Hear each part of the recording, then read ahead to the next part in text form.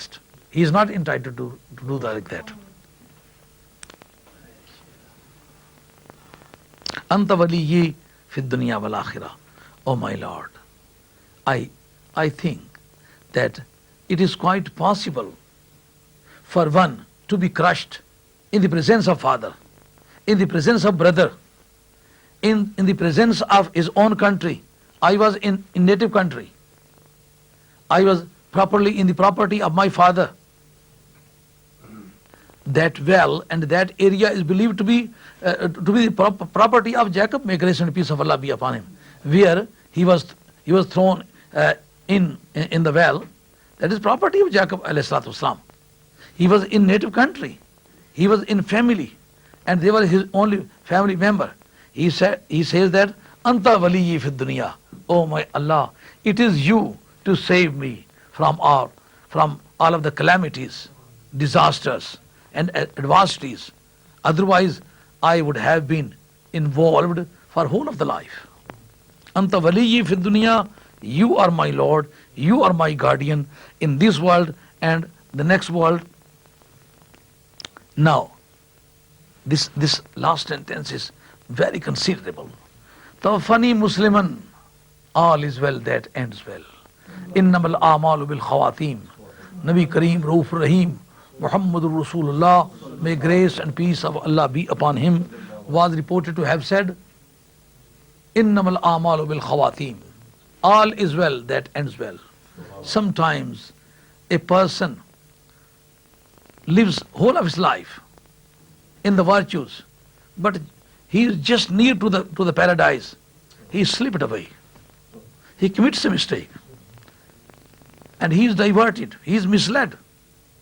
And he goes to the hell. Therefore, everybody should realize the danger of this end. Therefore, he requests Allah Rabbul Izzat. Oh my Lord, Tawaffani Musliman, please let me die as a Muslim.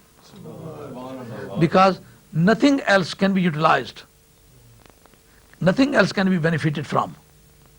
If one dies in non-Muslim condition, his ideology is not proper one. No action or omission can be profitable for him. All of the profitability depends on the righteous ideology. Therefore, he says, Tawaffani Musliman, oh my Lord, make me die. Let me die as Muslim. Wa alhiqni bis salihin. Look, here, he himself was chief of the salihin, chief of the righteous people. But every righteous person tries to be included in the righteous people. This is the proper methodology. You must have seen that if a person requests to a person to pray for him, for his calamity, for his disaster, that such a calamity should be removed. But you must have seen that the Muslim leaders are always pray for all of the Muslims. Why? Nabi Kareem was reported to have said, Ashrikni fi du'a salihin. Oh Allah, include me in the prayer of the righteous people. Means if individually certain prayer is done or favor is asked, that may be rejected. But if you mention the name of Muhammad Mustafa, the name of Muhammad Mustafa will never be rejected. If you mention the name of Khadijatul Kubra, Sayyida Aisha, Sayyida Fatima, Hazrat Siddiq Akbar, Hazrat Farooq Azam, Hazrat Usman Ghani, Hazrat Ali Murtaza, so their names would never be rejected because they are the most popular person in the court of Allah. So when you include the name of these people, if you include the name of Sayyid al-Qadir Jilani rahmatullah alayh, Khaja Gharib Nawaz Sultan al-Hind Sarkar rahmatullah, Data Ganj Baksh Ali Hajweri rahmatullah alayh, Sayyid Bahauddin Naqshband Shahnshah Bukhara radiyallahu ta'ala, Shaykh Shahbuddin Surbardi rahmatullah alayh. So these virtuous and righteous people are mentioned. So according to the majority of the Muslims, their names would never be rejected. If your prayer is included in the name of these persons, so your prayer would not be eliminated from their names. As their name would be accepted, your prayer would also be accepted. This is the meaning of al-hikni bis salihin. Oh my Lord, attach me to the righteous people. Oh Allah, join me with the righteous people. أحب الصالحين ولست منهم لعل الله يرزقني صلاحا. This is why the believers mostly try to attach themselves to the righteous people. Because Nabi Karim ﷺ was reported to have said, Anta ma man ahbabt. You would be attached to the person to whom you like. It means that though I am not a good person, but I like the good persons. Though I am not a pious person, but I like the pious person. So I expect my Lord to include me with the righteous people, because though I am not a good person, but I love the good persons. This is the attitude of total Muslims. Quran says, Zalika min amba'il ghaib, O my holy prophet, these are the unseen secrets information. Means this is a news about the unseen secret. It concerns with the clairvoyance. Nuhi ilayk, which I am revealing to you. It means that unseen secret can be communicated, can be sent down to the prophets. Unseen secret are known by the prophets by grace of Allah. This is a gift of Allah. No quality of any prophet is intrinsic one. They are extrinsic one. Means they per se don't know anything. Just like you and myself, we are seeing. This power of this eyesight was given to us, but we see by our option, but we believe that this is a gift of God. In the same way, the prophet knows the unseen secret, but he believes that this is a gift of God. When you want to see anything, would you have to take permission from Allah for every attempt? In the same way, prophet is not duty bound to take the permission at every attempt. Means one thing was given to the prophet and he knows the unseen secret by permission of Allah, and he utilizes his power according to his own option. So this is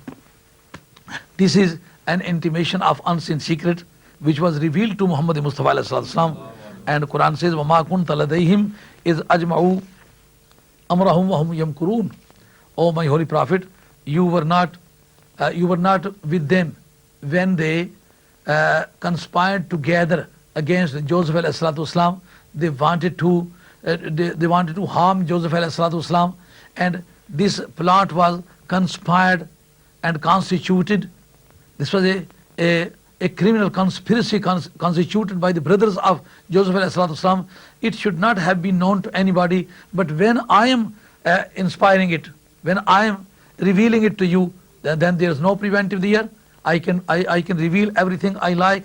Since this was unseen secret, it was not known by the society, but when the Kuffar Makkah, the Meccans, pagan, asked you to tell the story of Joseph, so all of the facts were disclosed to you so that you may be able to tell them everything in detail, and they would not be in position to refuse your prophecy, your prophethood. They will have to believe, because the criterion according to them for the prophet was to know the unseen secret, ilm-e ghaib. To know the unseen secret was a criterion which was going to be utilized by the infidels. They wanted to check the unseen secret of Muhammad Mustafa ﷺ. This is why they requested Muhammad Mustafa ﷺ to tell them the story of Joseph, how Joseph went there, and how Israelites went there, and what happened there. So all of the details were closed to the and confined in the books of Jews and Christians.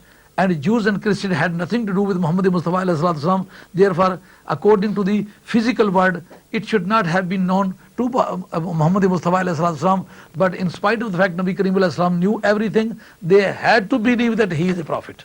This is the end of my lecture today on this topic. Inshallah, tomorrow evening I shall be able to proceed with the subject, inshallah ta'ala.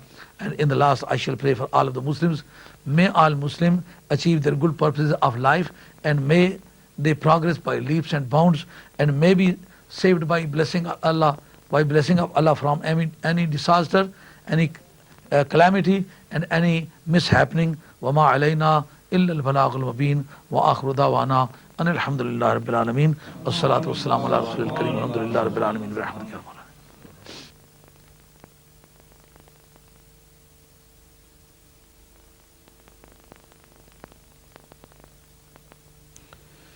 أعوذ بالله من